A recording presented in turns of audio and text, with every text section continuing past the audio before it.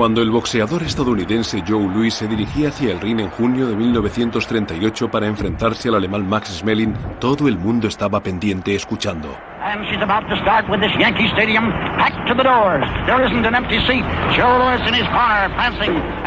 La presión sobre Louis era inmensa. Este fue el acontecimiento de mayor audiencia en la historia de la radiodifusión. El púgil de 24 años llevaba con él en el cuadrilátero las esperanzas y sueños de los estadounidenses. Había mucho más en juego que el campeonato del mundo de los pesos pesados. Joe Louis no iba simplemente a pelear con otro púgil, se estaba enfrentando al régimen nazi. Probablemente sea el acontecimiento deportivo más politizado que haya habido en la historia del deporte. En una época en la que los negros vivían aterrorizados aquella noche, Joe Louis no solo estaba luchando por su país, también estaba luchando por su raza. Si Joe Louis iba al sur de Estados Unidos, no podía sentarse en un bar a tomar un refresco. Tenía que viajar en la parte de atrás del autobús. Si eras negro en los años 30, aún eras un ciudadano de segunda clase. Y el hecho de que él fuera nuestro representante contra este régimen fascista y racista era toda una ironía. Pero a la vez estaba librando otra batalla más personal. Louis sabía que en contra de él había un boxeador negro estadounidense que se había pasado al otro bando. El ex campeón del mundo de los pesos pesados, Jack Johnson, estaba asesorando a los alemanes de las debilidades de Louis en el ring. Desde luego, Jack Johnson ha sido probablemente el boxeador que mejor ha sabido defenderse en toda la historia del boxeo. De modo que si había alguien que sabía encontrar defectos en su adversario, ese era Jack Johnson. Lo que vendría a continuación se llamaría la pelea del siglo, y con razón. Dentro del cuadrilátero se celebraría un combate de boxeo cargado de odio y enconada rivalidad. Fuera del ring, sería el principio de una lucha histórica que iría mucho más allá del boxeo. Este no fue el combate del siglo. Fue un combate por el mundo. Esta es la historia de dos boxeadores negros muy diferentes y de la pasión que los empujaba. Una pasión que no solo cambiaría la faz del boxeo, sino también la de los Estados Unidos.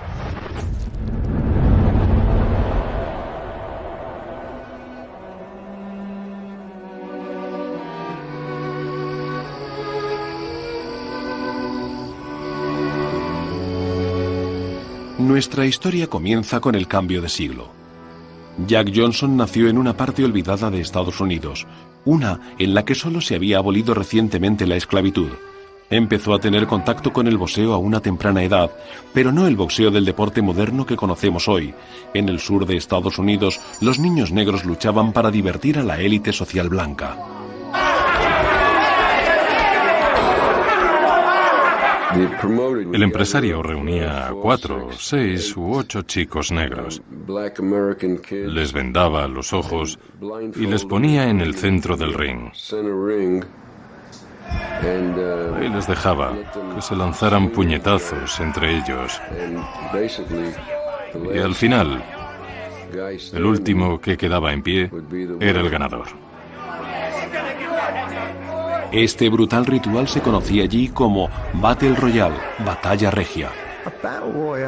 Una Battle Royale era una demostración absoluta de la inferioridad de los afroamericanos en Estados Unidos o en el deporte. El objeto no era presenciar una competición atlética, el objeto era reírse y sentirse mejor que la gente de la raza representada en aquel ring. Los espectadores lanzaban monedas al cuadrilátero y disfrutaban una cosa tremenda, viendo cómo estos chicos intentaban coger las monedas con los guantes de boxeo puestos. Jack Johnson aprovechó estos horribles combates para conseguir algo positivo. Para poder sobrevivir a estas peleas con los ojos vendados, tuvo que entrenarse y aprender a defenderse lo mejor posible. Pero a principio de siglo el boxeo era un deporte nuevo y segregado, por lo que en un principio las oportunidades de Johnson eran limitadas. Lo del título de campeón del mundo de los pesos pesados era algo que se había iniciado hacía muy pocos años. Aún así tenía ya un gran valor simbólico en un Estados Unidos dividido racialmente. El hombre blanco era el campeón de los pesos pesados porque eso simbolizaba que era el hombre más fuerte del mundo. Y eso no iba a serlo un hombre negro. A pesar de todo lo que tenía en contra, Jack Johnson surgió del Battle Royale, dispuesto a convertirse en un boxeador profesional, aunque solo pudiera luchar contra blancos en combates semi-ilegales que le dejaban expuesto a un gran riesgo. Jack Johnson tenía cierto desprecio hacia la gente blanca. Él de niño pensaba que era igual a cualquiera, que el color no suponía ninguna diferencia. Es como si Johnson hubiera nacido en el lugar equivocado y en el momento equivocado. Convencido de su capacidad y con un extraordinario valor, se negó a dejarse intimidar por la forma en la que estaba organizado el boxeo en contra suya. ¿Que estaba marcado por sus orígenes? Estoy seguro que estaba marcado por sus orígenes, pero no se sentía humillado por ellos. Tenía un espíritu rebelde que en el sur, en aquella época, era una sentencia de muerte. Johnson boxeó durante 8 años y en 1908 había vencido a todos los púgiles que habían estado dispuestos a enfrentarse a él. Jack Johnson aprendió bien su oficio. Peleó contra algunos de los boxeadores más duros de Estados Unidos. Ganó el campeonato negro de los pesos pesados y entonces empezó a plantearse la idea de que quizá podía ser el campeón del mundo de los pesos pesados. Estados Unidos no podía aceptar la idea de un púgil negro luchando por el título de los pesos pesados. Pero Johnson vio su oportunidad cuando el campeón blanco Tommy Barnes se fue de gira al extranjero. Johnson persiguió a Barnes hasta el otro lado del mundo y le retó en Australia. Here's Tommy Burns getting himself into the best shape of his entire career. Tommy knows that this is going to be the fight of his life. La pelea iba a celebrarse en Sydney en el Día del Boxeo de 1908. Tommy Barnes finalmente aceptó luchar con Jack Johnson a cambio de la entonces amplia suma de $30,000. El combate registró un lleno completo. 20.000 espectadores, la prensa y las cámaras se reunieron para ver el primer combate por un campeonato entre un blanco y un negro. Johnson clinches with Tommy and smiles to ringsiders. Burns looks almost like a little boy compared to the 212-pound challenger. Los primeros asaltos fueron una sucesión de abrazos y se lanzaron pocos puñetazos. Aunque rehuía la pelea con su oponente blanco, con su 1,88 m, Johnson superaba en altura a Barnes y podía aprovechar esta ventaja. La gente que lo estaba mirando, que era blanca en su mayoría, si lees algunos de los periódicos de aquel momento, dicen que el público empezó a sentirse incómodo, porque Jack Johnson era un buen ejemplar, era un hombre muy fuerte. Para muchos espectadores, estaba claro que Johnson estaba simplemente jugando con el campeón, incitándole hasta que Barnes estuviera tan cansado que no pudiera seguir.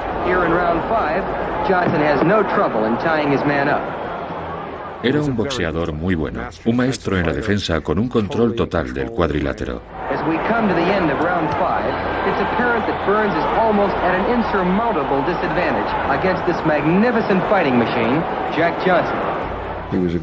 Sabía contestar los golpes fantásticamente. Era un gran estratega. Y además sabía golpear. Además de dominar a su oponente físicamente, Johnson disfrutaba burlándose de su rival.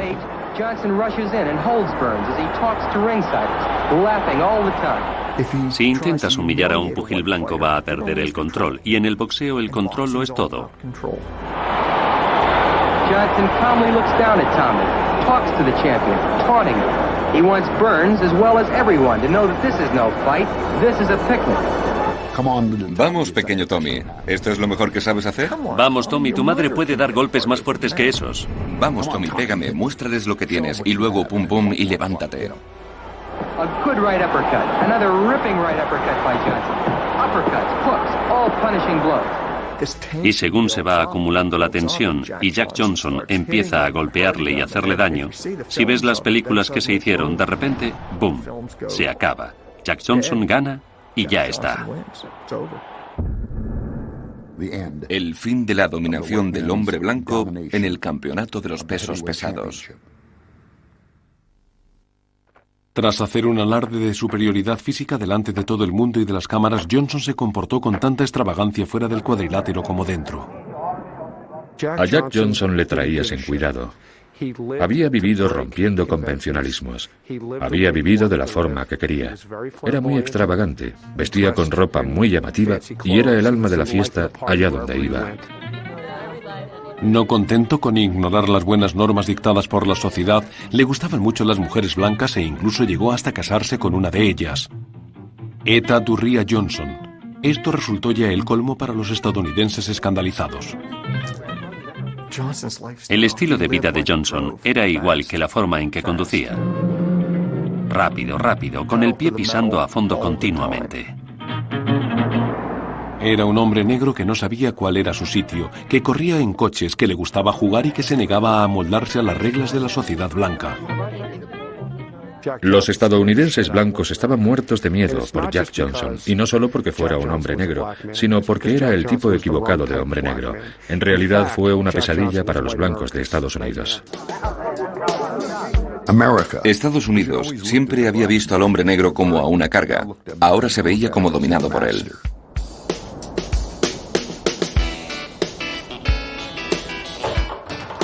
Johnson y sus proezas aterrorizaron a las altas esferas del país y vencerle se convirtió en una prioridad nacional. La prensa y el público se unieron para buscar a un púgil blanco capaz de vencerle. Desesperados por encontrar un eslogan conciso, un periódico acuñó la frase «La gran esperanza blanca». Se convirtió en algo absurdo, porque a casi cualquiera que fuera blanco, que fuera grande y tuviera un mínimo de talento, se le catalogaba como la gran esperanza blanca. En 1910, la búsqueda de la gran esperanza blanca aparecía regularmente en la prensa nacional. Uno tras otro se animó a los campeones retirados para que volvieran al ring para defender el honor de su país y de su raza. Jack London, el novelista, que entonces escribía también sobre boxeo, hizo una especie de llamamiento a Jim Jeffries, que se había retirado en 1905, para que volviera y le borrara esa sonrisa resplandeciente de la cara a Jack Johnson.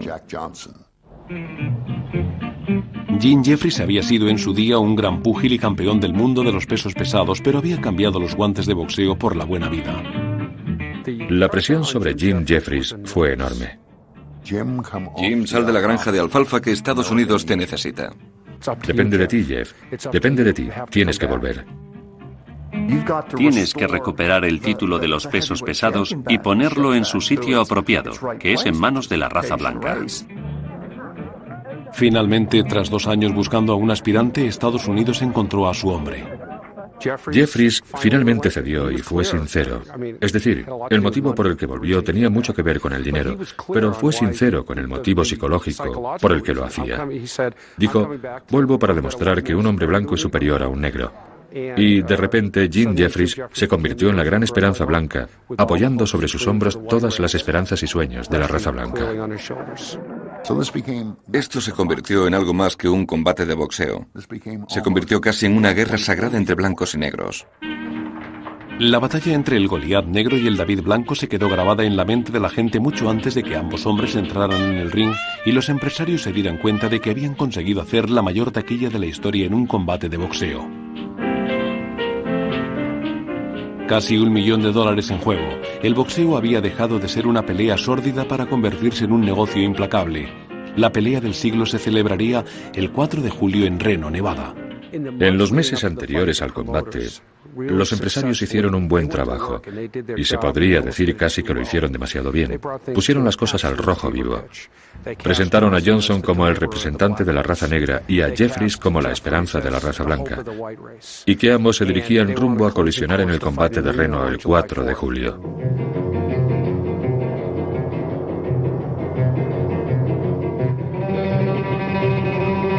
Nunca antes un acontecimiento deportivo había despertado tanto interés del público. El combate por el campeonato polarizó la nación, dividiendo no solo a los blancos de los negros, sino a los fans del boxeo con los escandalizados por cuestiones de moral que pensaban que no se debía celebrar la pelea. Lo que hubo en aquella semana antes del combate del 4 de julio de 1910 fue una afluencia de miles y miles de personas que llegaron a Reno, Nevada. Y todos, desde carteristas, borrachos, jugadores, a grandes empresarios, políticos y celebridades, todos los que eran alguien, e incluso muchos que no lo eran, estaban allí.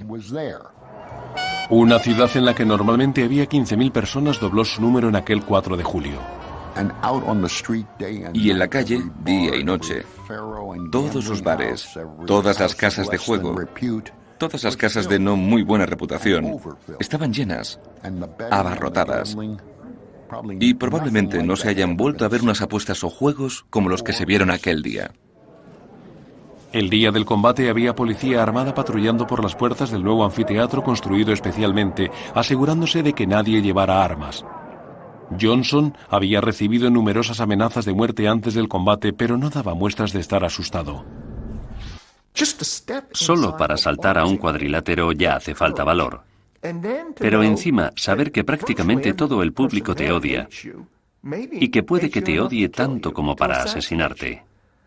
Y luego ponerse a pelear y tener un gesto en la cara como si estuviera en un domingo de picnic y le trajera todo sin cuidado. The action is tentative, cautious. Two champions, one old and coaxed out of retirement, acclaimed as the Great White Hope. Al empezar el combate bajo el espléndido sol de mediodía, el público, en su mayoría blanco, tenía grandes expectativas al ver a Jeffries más fuerte que nunca. Al no haber perdido nunca una pelea, encajaba a la perfección en el papel de gran esperanza blanca. El combate estaba programado para 45 asaltos, pero al final del sexto, Jeffries empezó a notar la edad. Jeffries is beginning to show frustration. Each time he launches an attack, Johnson quickly stifles it. Tras más de un año de propaganda, lo que había anunciado como la batalla del siglo se estaba convirtiendo rápidamente en una decepción exasperante. Y pronto quedó claro que solo había un color. En el asalto 14, lo único que le mantenía a Jeffries en pie era su legendaria capacidad para aguantar los golpes.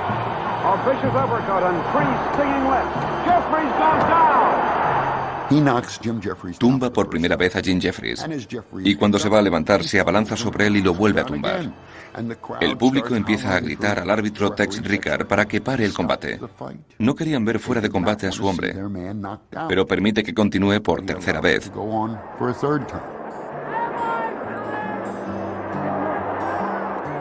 La última escena es muy triste. Jeffries tumbado sobre sus caderas, con el brazo derecho sobre las cuerdas y su adversario saltando en el ring. Todo se había acabado. Básicamente, la cruzada del hombre blanco, y esa es la palabra adecuada, se había acabado.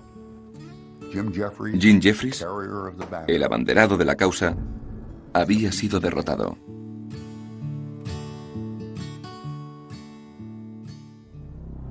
El combate había terminado, solo que, para los blancos, había ganado el hombre equivocado.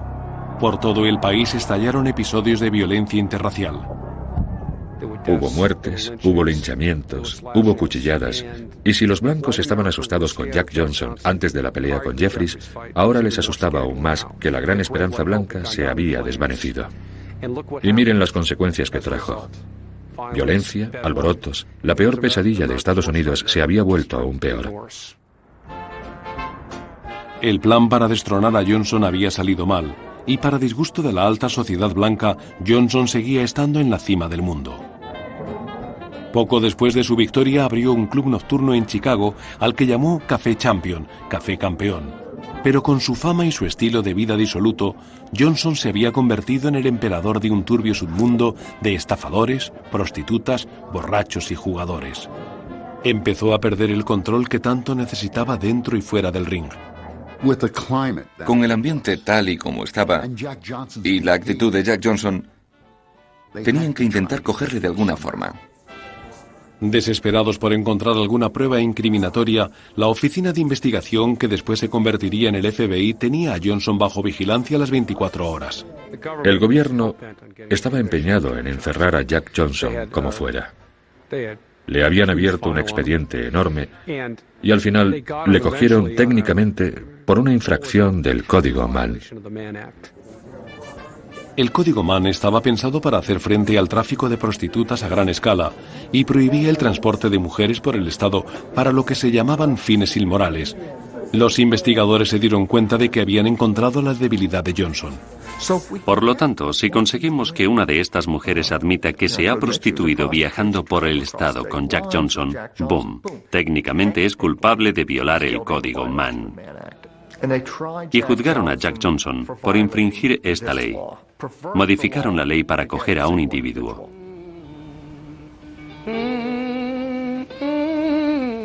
Aunque externamente su estilo de vida parecía haber cambiado poco, las paredes empezaban a estrecharse sobre Johnson. ¿Qué significaba ser Jack Johnson en este momento con las presiones internas y externas que soportaba? Este era un hombre que se enfrenta a unos tiempos muy duros. Tras 5 años en la cima del mundo, finalmente Johnson había sido derrotado por las autoridades y resultó condenado bajo el Código Mann. Para evitar la cárcel salió del país. Las consecuencias de aquello serían para mucho tiempo. Desde aquel día de 1915 y durante las 2 décadas siguientes, el hombre negro se volvió a hacer invisible.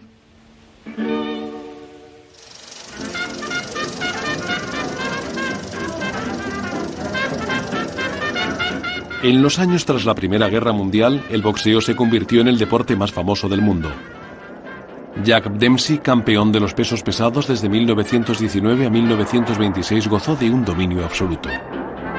Dempsey fue el primer playboy millonario del boxeo, el campeón típicamente estadounidense, símbolo de una nueva era. Tanto él como sus entrenadores creían que no debían pelear contra negros. Lo único que necesitaba o quería Estados Unidos era otro Jack Johnson. Y de hecho, a los púgiles negros, por muy buenos que fueran, los apartaban de la división de los pesos pesados. Pero al llegar la depresión económica a Estados Unidos, uno de sus efectos fue que los negros empezaron a desplazarse desde las zonas rurales del sur a las urbes del norte en grandes números en busca de empleo y oportunidades. Muchos de estos inmigrantes encontraron trabajo en las cadenas de montaje de ciudades como Detroit por $5 al día. Entre los nuevos en instalarse en la ciudad se encontraba la familia Lewis y su hijo Joe.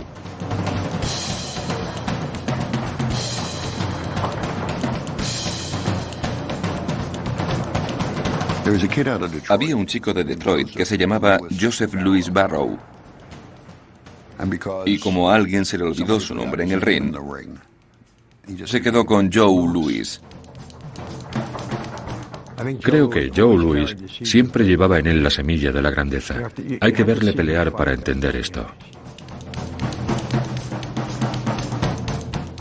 Tuve la gran oportunidad de estar cerca de Joe Louis.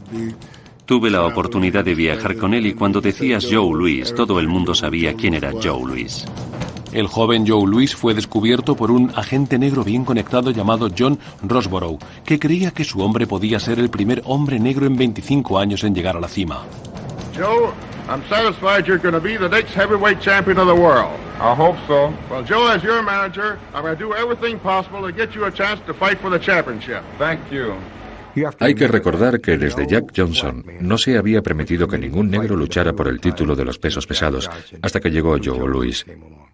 En esa época parecía que los negros no podrían volver a luchar por ese título. Los blancos en Estados Unidos no estaban preparados, por lo que hizo Jack Johnson, para tener a un hombre negro como campeón del mundo de los pesos pesados. Por lo tanto, en ese sentido, era todo un reto para ellos decidir cómo lo iban a hacer, para elevar a la cumbre a mi padre, que se había criado en los guetos de Detroit. Lo interesante de Louis es que en el primer año de su carrera se peleó con los 10 boxeadores principales de los pesos pesados y se defendió muy bien, una y otra vez con un KO tras otro KO y tras otro KO. El gancho de izquierda que tenía era tan corto que no lo podías ver. Y el otro ya estaba cayendo cuando le llegaba el derechazo. La potencia que tenía en los puños, con el impulso que cogía cada vez que golpeaba. Eso era de Joe Louis y solo suyo. El primer negro en resurgir verdaderamente de las cenizas que Jack Johnson había dejado tras de sí. Durante 1935, Louis fue subiendo continuamente de categoría en los pesos pesados. Cada vez había más seguidores detrás de este tímido boxeador negro. En los Estados Unidos no hay nada que guste más que un ganador. En cuanto empezó a ganar, mucho público de Estados Unidos, público blanco, empezó a estar de su lado, porque él era literalmente su tipo de hombre negro.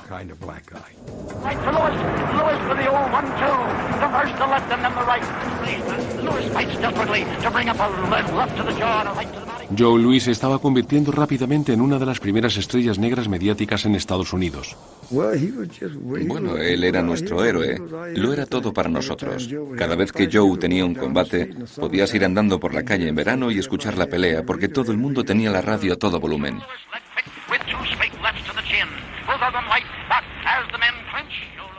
Una de las cosas más bonitas que le pasó a mi padre es que en la época en la que salió eran los años posteriores a la depresión, los 30 y los 40, y Estados Unidos necesitaba un héroe. Estados Unidos necesitaba a alguien a quien poder admirar.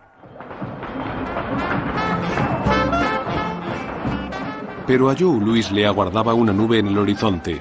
Tras más de 15 años apartado de la luz pública, Jack Johnson volvía a la escena para dirigirse al equipo de Louis. Muy poca gente, una vez están en el centro, en el epicentro de una cultura o de un deporte, quiere salir de él. Y creo que él vio esa oportunidad en Joe Louis. Aquí tenemos a otro gran campeón negro, ¿por qué no me acerco a él? Quizá fingiendo que estoy entrenando. Quizá, no sé, consiga que algún periodista deportivo hable sobre quién es mejor. Pero el equipo de Louis le dijo, no, no queremos nada de eso, que se lo lleven de aquí. Fue una decisión de la que se arrepentirían.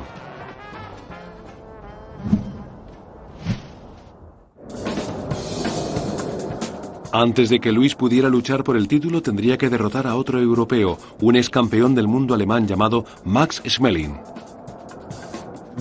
A Max se le veía como un contrincante ideal para el joven Joe Louis. No esperaban que Joe tuviera muchos problemas con él. Se pensaba que Max sería otro escalón más de la escalera de ex campeones derrotados por Joe Louis. World champion arrives for his comeback fight with Brown Bomber Joe Louis and seems quite confident. Max, what makes you think that you can lick Louis when the others couldn't? Well, I would make the same mistakes the other fellas made.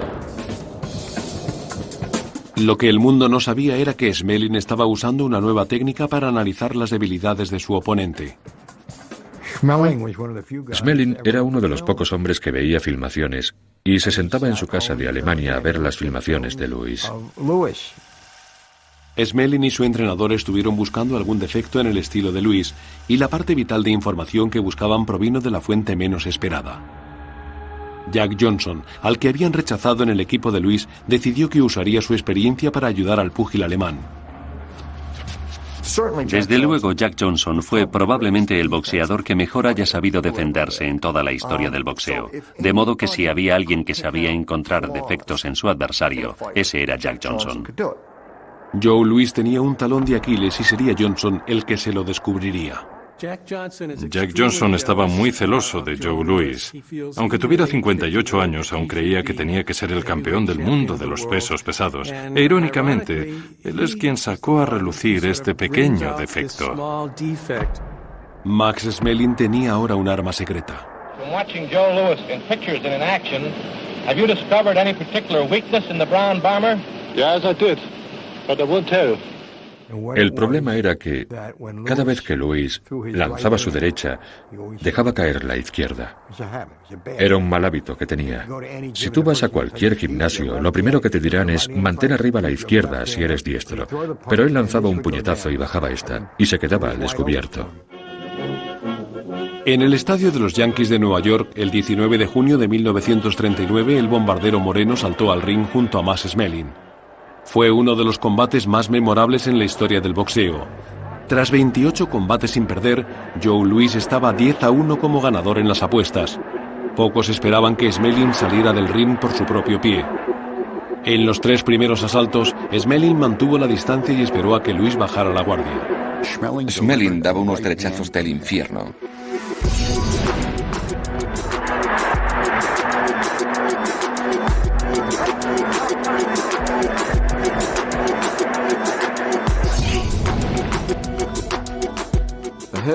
Un peso pesado es más vulnerable en los primeros momentos del combate, porque aún no ha calentado. Su cuerpo no está caliente todavía y su sistema nervioso central no está preparado para encajar un buen golpe. Por lo que cuando le golpean en el mentón al principio del combate, con un derechazo directo demoledor justo en el mentón, ya nunca consigue recuperarse de aquello, la verdad. Referee Arthur Donovan signals Max to go to a neutral corner. Joe's up on his feet, but it's all Max here in round 4. Cuando el alemán le pegó el gancho de derechas, parte del público empezó a aclamarle. Después del cuarto asalto, se puede ver que va aumentando la confianza de Max. Se puede ver al público cambiándose a favor de Max. Él arriesga más, reúne más combinaciones. Se puede oír que el público está ahora con Schmeling. Enseguida Max empieza a oír que el público le dice: «Mátale, mátale». De repente se da cuenta de que están diciéndoselo a él y no al púgil estadounidense. Le están diciendo que aniquile al hombre negro. A partir del cuarto asalto, Lewis no sabía ya dónde estaba. Hasta el 12. Entonces ya todo el mundo sabía dónde estaba, en la lona. Y le estaban recogiendo con papel secante.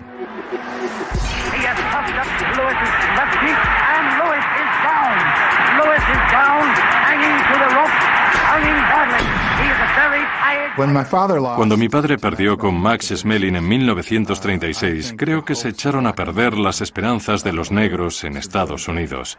Mi madre dijo que al final de esa pelea en 1936, mi padre estaba desolado, que sin duda Joe Louis creía que había defraudado a millones de estadounidenses y a su familia, etc., porque aquel era un combate que él no debía haber perdido.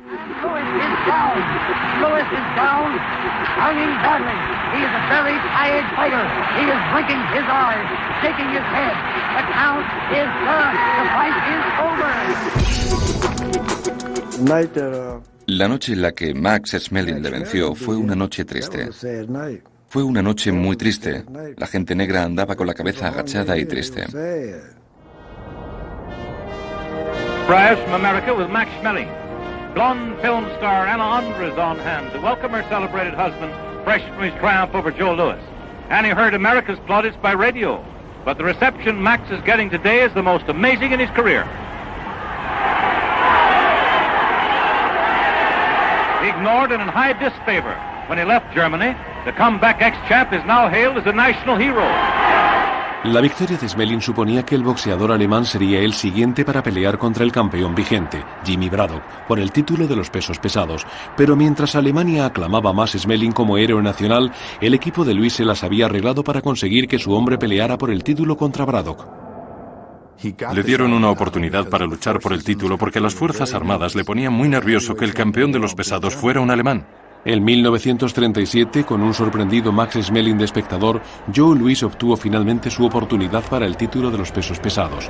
En el octavo asalto, Joe Louis noqueó a Jimmy Braddock con un derechazo demoledor que dejó boquiabierto al pueblo negro de la nación.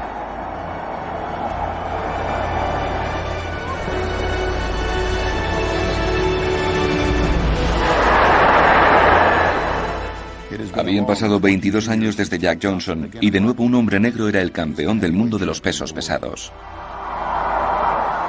Con Joe Louis, los negros de Estados Unidos habían encontrado por fin al hombre capaz de luchar por el título de los pesos pesados y en 1937 se convirtió en campeón del mundo de la categoría. Recuerdo hablar con mi padre y aunque estaba orgulloso de que fuera el campeón del mundo de los pesos pesados, había un pequeño borrón que enturbiaba ese título y esa nube era Max Schmeling. A Joe Louis le quedaba aún algo que demostrar y aceptó volver a medirse con Max Schmeling a la menor oportunidad. La fecha sería el 22 de junio de 1938. Brown bomber Joe Louis puts the name on the dotted line that says he's all ready to defend his heavyweight crown against Max Schmeling. Smiling now, but just wait till June 22nd. El combate de 1938 con Max Schmeling fue sin duda el más famoso de mi padre. Y en el contexto de la historia, probablemente fuera también el más importante. Preparing for the most important fight of his life, Joe is anxious to avenge his only loss as a professional. There is no victory that Joe would cherish more. Max is very confident he can whip Joe once again and recapture that cherished heavyweight championship. Max expect to knock Lewis out, but after all, it didn't come over for fun. El inminente combate no solo era importante para el orgullo de Joe Louis. En el verano de 1938 había captado la atención del mundo. Cualquier duda que Estados Unidos tuviera sobre la verdadera naturaleza de la Alemania de Hitler se estaba disipando rápidamente, y los rumores sobre el trato de los nazis a los judíos y a otras minorías estaban cada vez más extendidos.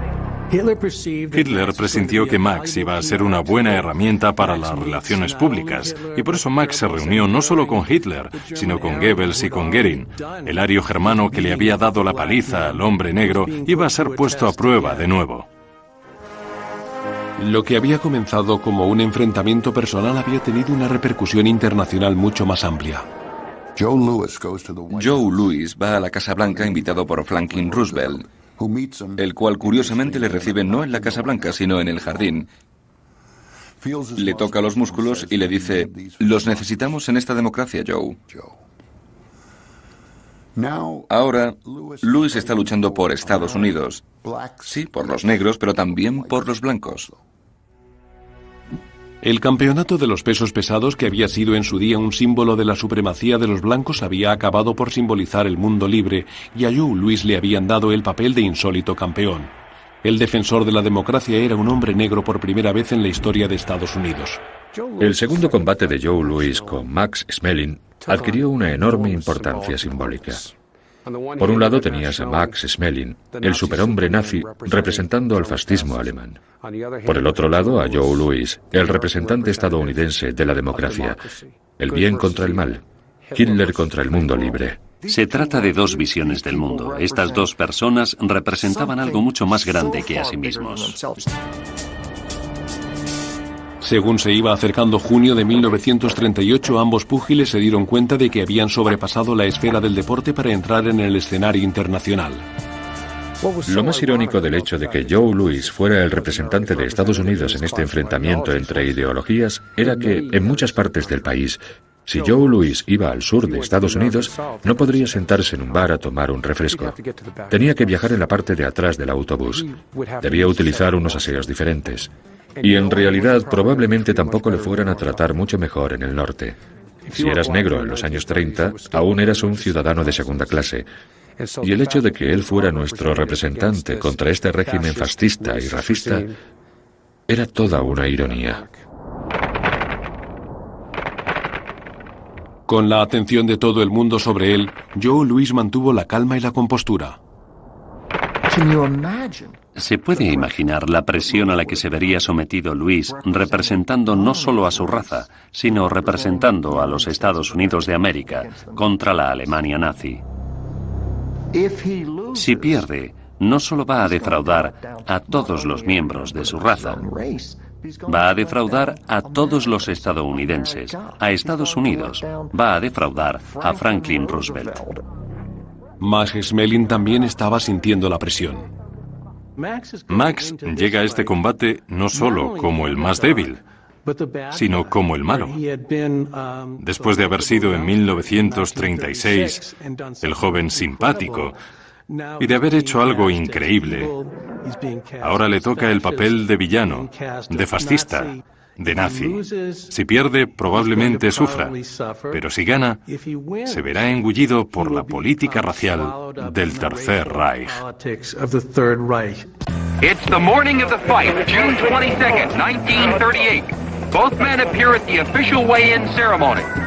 70.000 personas abarrotan el estadio de los Yankees de Nueva York, pero gracias a la radio, otros 70 millones siguen los preparativos del combate. Todo el mundo estaba escuchando. Fue un gran acontecimiento. Este no fue el combate del siglo. Fue un combate por el mundo. A pesar de que todas las miradas estaban puestas en él, Louis permaneció centrado. Hay un hombre llamado Jimmy Cannon, un excelente escritor, al que Louis le pregunta cuántos asaltos cree que va a haber. Jimmy le contesta 4. Y Louis, al que le están vendando las manos, hace así.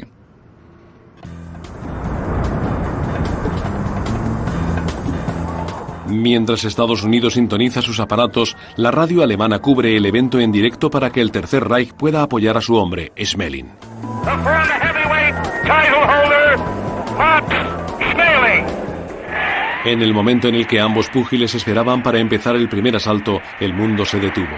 Unos 30 años antes de llegar a la Luna, este era el mayor acontecimiento transmitido de la historia.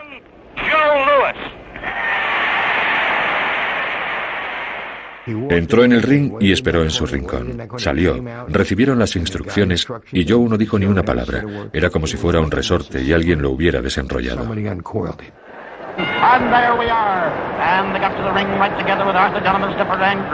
Desde los primeros segundos del primer asalto estaba claro que Joe Louis había aprendido la lección de no bajar la guardia.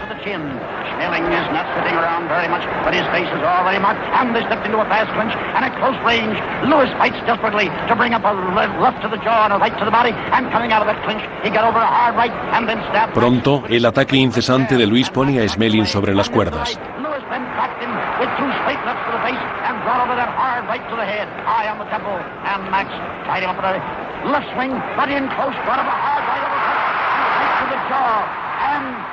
Era como un ejecutor con su víctima atada. Schmeling hacía ruidos. Era como una mujer llorando del daño que le estaba haciendo. El comentarista dijo que aquella noche no había ningún hombre vivo que pudiera vencer a Joe.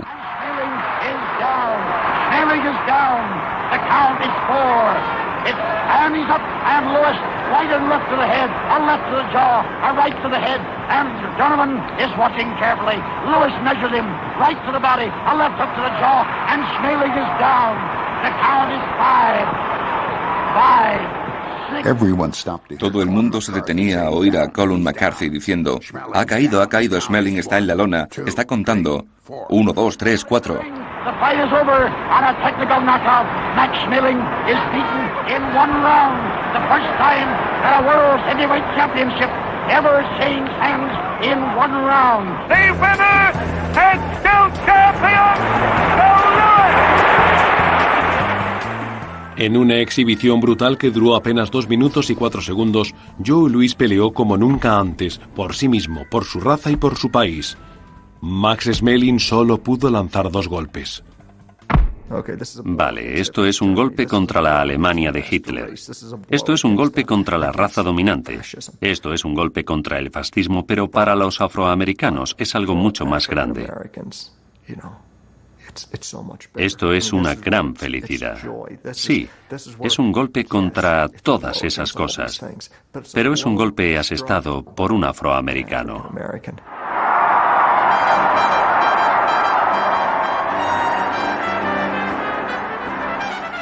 Las calles eran una fiesta. Estaban colapsadas. La calle State estaba abarrotada de gente que paraba los tranvías de la época. Había muchos blancos en el vecindario, pero nadie resultó herido. Era una gran fiesta. Todo el mundo estaba de fiesta. Max Schmeling tuvo poco consuelo en su derrota. En esos 124 segundos, Joe Louis le dio suficientes golpes para mantenerle en el hospital durante 10 semanas. Joe Louis answers Uncle Sam's call to arms. What's your name, Joe? My name is Joe Louis Barrow.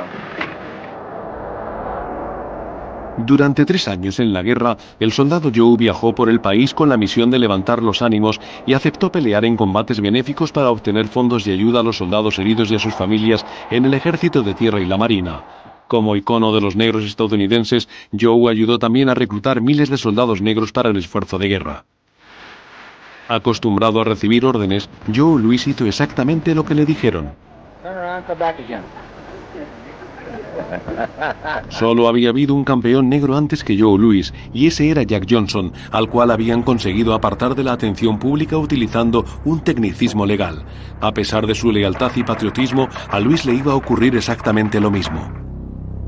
Louis había firmado los cheques que le extendieron a él para recaudar fondos con destino al ejército y la marina, pero en lugar de rendirle homenaje por su contribución al esfuerzo de guerra, el gobierno decidió perseguirle por evasión de impuestos.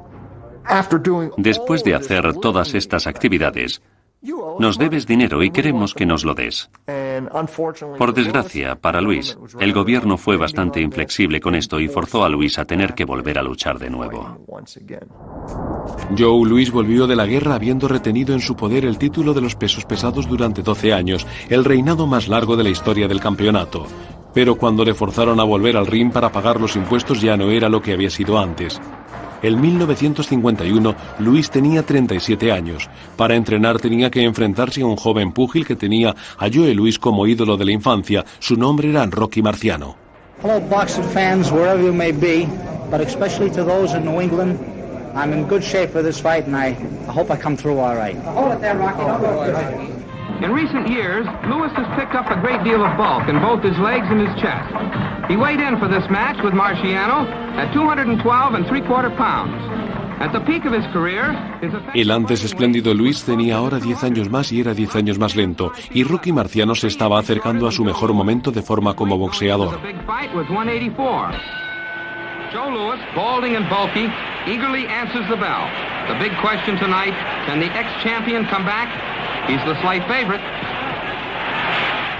El público aquella noche, en el Madison Square Garden, estaba a favor de Joe Louis, y Joe les dio esperanzas de que podría realmente ganar. Louis era más alto y su envergadura era también mayor a la de su rival, pero le resultaba difícil compensar la mayor resistencia del joven púgil. Marciano lanzaba golpes que solo alcanzaban los brazos. Él pegaba en los brazos, pero cuando llegaba el séptimo, octavo o noveno asalto, había destrozado tantos vasos sanguíneos que al rival le dolían demasiado los brazos como para poder levantarlos.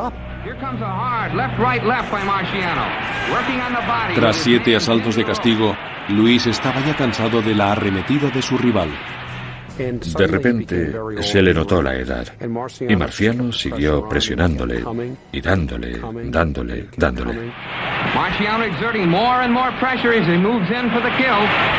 Cuando llegó el momento de salir en el octavo asalto, Marciano sabía que le tenía.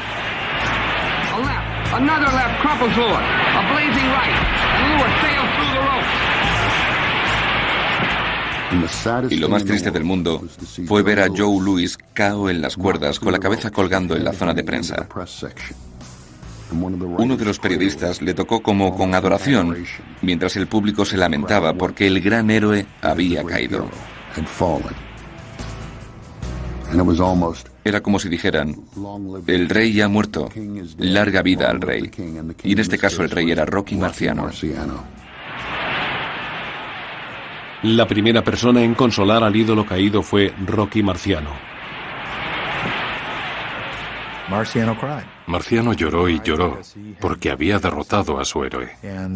Y creo que si Marciano hubiera podido controlar el combate, habría mantenido la distancia y ganara los puntos. Pero ver a Joe Louis cao y haber sido él el que le noqueó, creo que eso le hizo daño, porque Marciano también había tenido orígenes humildes. Él comprendió de dónde venía mi padre, por lo que al final Marciano no quería ser el hombre que noqueara a Joe Louis. El 26 de octubre de 1951 acabó el reinado de Joe Louis como indiscutible campeón del mundo de los pesos pesados. Era la última vez que el gran Joe Louis se subía a un ring. Incluso el hombre que le había derrotado tenía roto el corazón. Rocky Marciano era un hombre con muchos sentimientos. Entró en el vestuario de Louis para darle la mano y para darle las gracias por la oportunidad y consolarle. Y Joe solo le dijo, ya sé lo que sientes al ganar. No te preocupes, ahora eres el ganador. Y en cierto modo le pasó así su cetro. Aquella noche de 1951 se ganó otra batalla más grande. El combate de Louis Marciano acabó con una era en la que el boxeo había estado dominado por una insana preocupación por la raza. Era una señal de que Estados Unidos estaba finalmente a punto de dejar atrás la idea de segregación racial. Que Joe Louis y Rocky Marciano compitieran en igualdad de condiciones era parte del legado que Jack Johnson, el primer campeón negro, había dejado. Pero donde Jack Johnson había quemado los puentes a su paso, Joe Louis los había construido. Joe Louis fue quien consiguió que el boxeo fuera indiferente al color de la piel. Joe Louis fue quien consiguió que Estados Unidos fueran capaces de ver más allá del blanco y negro. Creo que Johnson tuvo una gran importancia para los negros en Estados Unidos, pero Lewis fue más importante para los blancos. Creo que la imagen que Lewis proyectó hizo posible que la integración fuera algo más palpable en Estados Unidos. Él fue muy importante para cambiar nuestra forma de ver a los afroamericanos. Era una persona de la que los blancos podían decir, no me importaría tener a este hombre en mi barrio. Joe Louis trascendió el boxeo. Fue un héroe para todos los tiempos.